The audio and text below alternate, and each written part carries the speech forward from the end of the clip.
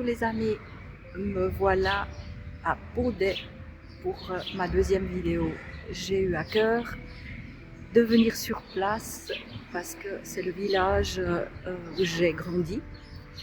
Je suis arrivée, j'avais 4 ans et j'ai grandi ici dans ce magnifique, magnifique, maintenant il fait vieux mais à l'époque il était tout neuf. Donc ça fait il y a 60 ans, j'ai emménagé là avec mes parents.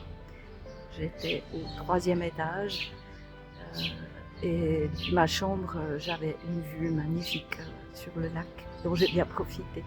Par rapport à l'enfance, tout ce que je vous raconte, au fait, je suis obligée de regarder un petit peu dans le rétroviseur, mais heureusement maintenant je peux le faire avec le recul de tout ce que j'ai compris et c'est plus une analyse de mon parcours plus que le Calimero qui ressort sa coquille et qui se plaint.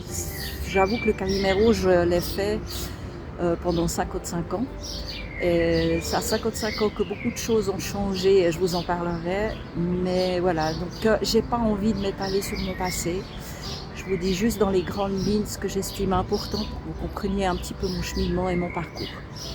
Alors voilà, en fait je suis née donc ici à Lausanne. Mon papa était un émigré italien qui est venu dans les années 60 en Suisse. À la base il ne pensait même pas trop y rester.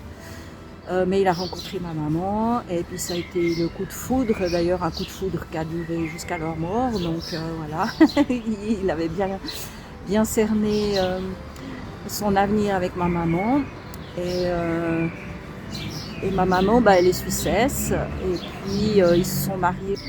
Alors oui, ma maman, en fait, a fait le choix d'offrir un enfant à mon papa.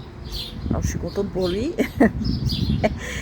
C'est vrai que du coup, j'ai une maman qui n'a pas été une maman, pour être honnête. La priorité chez ma maman, ça a toujours été mon papa. Tout ce qu'elle a fait, c'était pour mon papa. Et en deuxième position, dans son cœur, dans sa vie, c'était son travail. Ma maman a énormément travaillé, elle n'a jamais cessé de travailler. Un travail qui lui demandait beaucoup de temps, beaucoup d'absence. Et voilà, du coup, en gros, je suis née, je pense, avec ce sentiment très rapide d'un manque d'amour très violent vis-à-vis de ma maman. J'ai été ballottée, en fait j'ai eu 2 filles au père, j'ai eu cette famille en tout, dans toute mon enfance pour s'occuper de moi, pour me recueillir après l'école, pour me faire des devoirs, enfin voilà, donc beaucoup d'errance, je peux dire ça comme ça.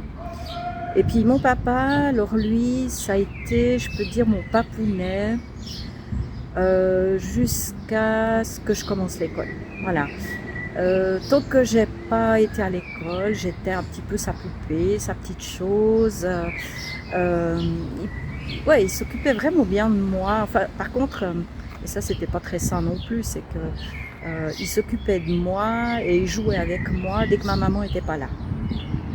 Parce que le comble, c'est que pour ma mère, j'étais une rivale. Voilà, pourtant j'étais sa fille, mais ma relation à mon père, c'est quelque chose qu'elle ne supportait pas. J'étais vraiment une rivale, je ne peux pas le dire autrement. Donc en gros, maman, je la voyais très très peu. Quand je la voyais, on me faisait comprendre qu'il fallait vite que j'aille dans ma chambre pour lui fiche la paix. Elle était souvent très fatiguée après ses journées de travail et tout. Et puis mon père, il jouait avec moi, puis depuis le balcon, on voyait l'arrêt du bus, et puis dès que mon père voyait ma mère descendre du bus, il disait on arrête tout, voilà ta mère. Du coup, quand on a cette espèce d'épée Damoclès en dessus de la tête, va vite dans ta chambre, ta mère arrive, j'avoue que ça n'a pas aidé mon regard sur elle. Hein. Enfin, j'ai toujours vu ma mère comme quelqu'un de dur, de froid, de distant. Je me rappelais que je l'appelais le jet d'eau parce qu'elle faisait tout le temps pchit, pchit, pchit, toute la journée, je devais tout le temps me taire. Et puis je l'appelais l'iceberg aussi parce qu'elle était tellement froide, tellement... Enfin voilà. Du coup, j'ai pas grandi avec l'amour de la maman. Et puis comme je vous l'ai dit, mon papa, tout s'est bien passé jusqu'à ce que je commence l'école. Alors voilà, du coup, ça c'est ce que je peux vous dire. Alors oui, ben, quand même encore une chose, c'est que j'étais fille unique. Alors je dis fille unique, je tiens à préciser que j'ai un demi-frère. Mais c'est vrai que ce demi-frère, j'ai appris son existence. J'avais 13 ans, j'ai dû le chercher en cachette, je l'ai trouvé, j'en avais 16. Donc j'adore mon petit frère, enfin mon grand frère, il a 8 ans de plus que moi.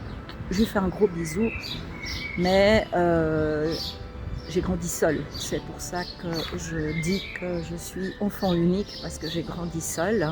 Je veux juste encore peut-être profiter de faire aussi un gros bisou à Anne, ma sœurette.